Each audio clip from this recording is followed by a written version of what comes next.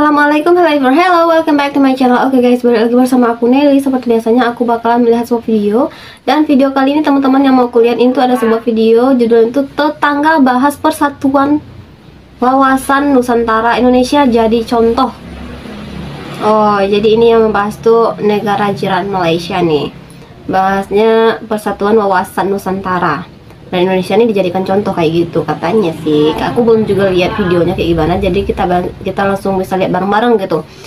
Oke, sebelum kita play ini video, buat teman-teman yang udah mampir channel aku, makasih banyak. Semoga teman-teman semuanya panjang umur, murah rezeki, dan selalu diberi kesehatan. Amin. Jadi cus, kita lihat dulu video kali ini. Let's go.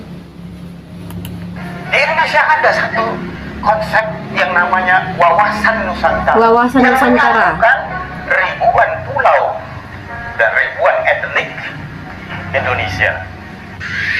Oke, video originalnya teman-teman silahkan langsung mampir di Atanua Media atau boleh klik link yang ada di deskripsi video aku. Channel ini semoga semuanya selalu diberkati oleh Yang Maha Kuasa. Amin. Ya, kehidupan berbangsa dan bernegara acap kali menjadi topik pembahasan yang penting. Tidak hanya di dalam negeri namun juga di luar negeri.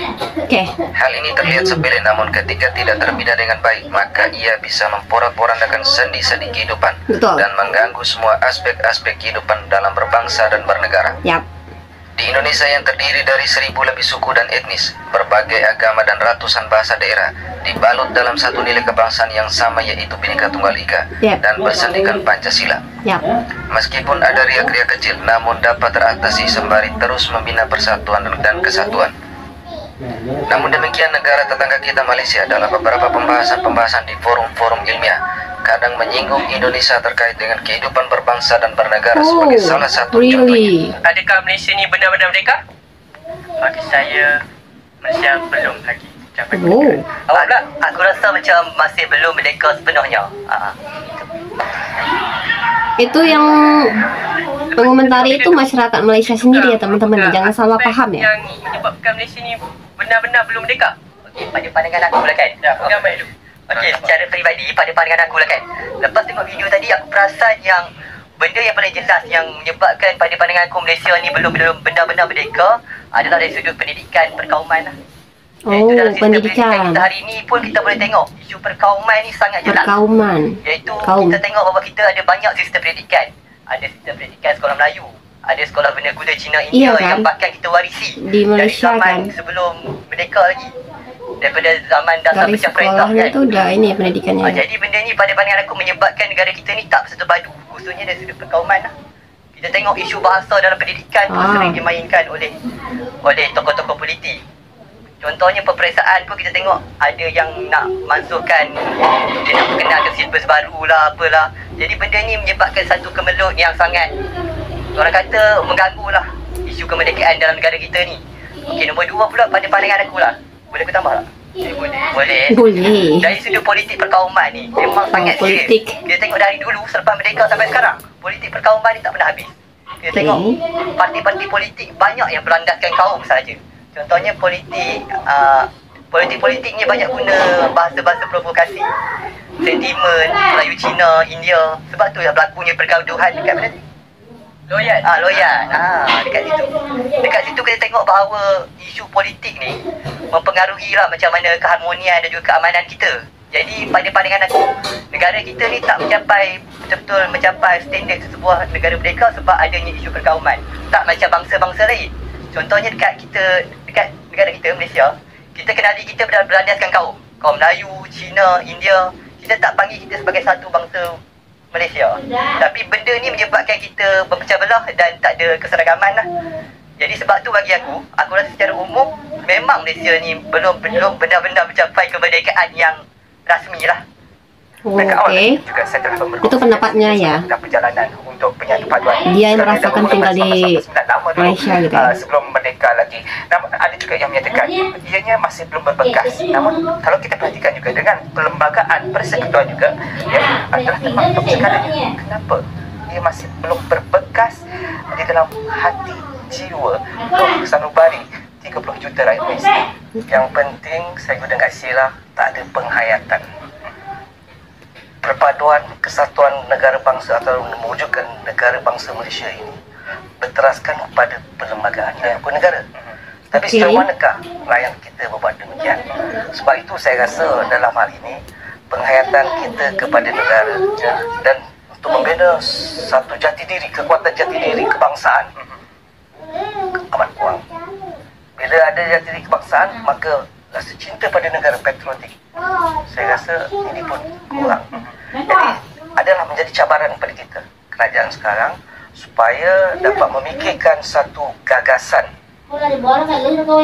jati diri kebangsaan ini dan juga patriotik pada negara ini, gabungan ini sebagai gagasan yang penting untuk kita realisasikan dan untuk kita mantapkan lagi perpaduan kita, konsep bangsa. Jadi mungkin kayaknya di Malaysia itu kayak etnis China, India itu kurang berbaur kali ya, karena mungkin dari awal pendidikannya emang udah kayak berbeda gitu ya. Ada ya sekolah Tamil, ada yang China juga gitu ya. Dalam geobudaya bangsa tu ialah rais, hanya bangsa Melayu. Tapi ini kan tergantung dengan pemerintahannya juga sih menurut aku. Dengan bangsa Malaysia. Sebenarnya fenomena yang konteks moden sekarang dikaitkan dengan negara, bangsa Indonesia, bangsa Thai. Tapi siapa kita lah untuk kita nak meletakkan. Jadi yang penting bila kita mengkaji meletakkan suatu fungsi bangsa, kita kena lihat dari segi sejarah dia dulu. Sejarah betul. Ini kita ingat bangsa Indonesia itu banyak suku-suku, tapi kalau kita di Malaysia, konteks Malaysia, bangsa Melayu, ada suku Jawa, suku Bugis, suku Aceh, suku Minangkabau. Itu dilakukan yang atas sekali Melayu. Itu Malaysia punya pengiktirafan.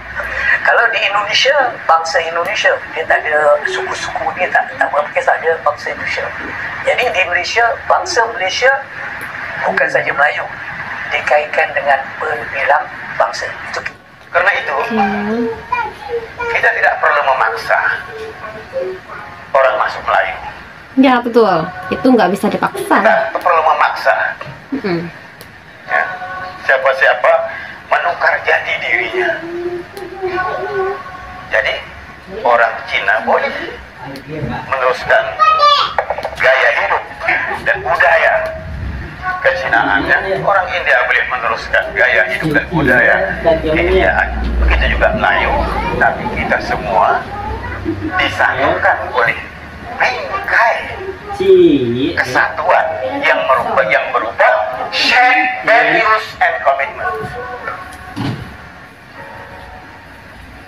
Dan ini dilakukan oleh negara-negara lain, tadi disebut oleh Profesor Darudin tentang Indonesia.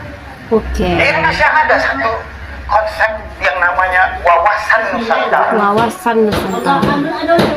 Wawasan Nusantara ini adalah shared values and commitment yang menyatukan ribuan pulau dan ribuan etnik Indonesia yang mereka ungkapkan dengan Bhinneka Tunggal Ika. Ya, pandangan ini dengan memberi contoh Indonesia dengan wawasan kebangsaannya sebagai cara pandang bangsa Indonesia mengenai diri, lingkungan dan tanah airnya yang mengutamakan persatuan dan kesatuan serta keutuhan negara yang dilandasi Pancasila, Undang-Undang Dasar 1945, Bhinneka Tunggal Ika dan Negara Kesatuan Republik Indonesia.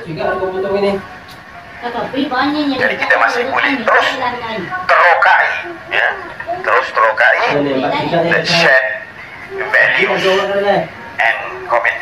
and commitment. Jadi saudara sekalian, itu yang kita maksudkan dengan kepelbagaian dalam bingkai kesatuan untuk menjayakan impian bangsa Malaysia. Inilah yang membedakan Indonesia dengan negara lain. Jati diri secara ras, golongan, agama, dan kebudayaan boleh berbeda, namun dalam jati diri berbangsa dan bernegara hanya satu sesuai Sumpah Pemuda, satu tumpah darah yaitu tanah air Indonesia, berbangsa yang satu yaitu bangsa Indonesia, dan berbahasa yang satu yaitu bahasa Indonesia. Akan tetapi bukan berarti bahasa-bahasa yang lain dilarang. Silakan mempelajari dan menggunakan bahasa-bahasa yang lain, namun dalam berkomunikasi antar sesama rakyat Indonesia yang berbeda suku, bahasa Indonesia menjadi bahasa kenegaraan dan bahasa persatuan. Nah teman-teman, jadi itu video yang dibahas itu tentang persatuan. Jadi wawasan Nusantara Indonesia jadi contoh bagi negara tetangga teman-teman. Wah, itu luar biasa ya. Tapi setuju sih, Indonesia itu juga punya banyak banget ras, banyak banget suku, tapi bisa bersatu ya karena Bhinneka Tunggal Ika. Emang dasarnya udah jelas gitu ya. Ada bahasa pemersatu juga, yaitu bahasa Indonesia itu sudah tertuang di Sumpah Pemuda ya. Jadi dasarnya udah kokoh banget. Kalau di Malaysia kan mereka ada yang besar itu ada 3 etnis, yaitu ada Melayu, ada Chinese, dan juga ada India. Jadi dari pendidikannya aja aku lihat sih mereka tuh pendidikannya itu kayak beda-beda. Kalau kita ke Indonesia, dari kita ke sekolah dasar sampai ke tinggi pasti yang digunakan yang wajib itu bahasa Indonesia kan pelajarannya. Tapi kalau di sana ada sekolah China, ada yang India juga, Tamil gitu ya. Jadi mungkin karena itu juga ya pengaruhnya, jadi kayak mereka itu nggak jadi yang sepenuhnya berbaur gitu. Jadi kayak China ya China, India ya China, Melayu ya Melayu. Jadi ada paling tidaknya ada ya sedikit yang seperti itu di sana guys.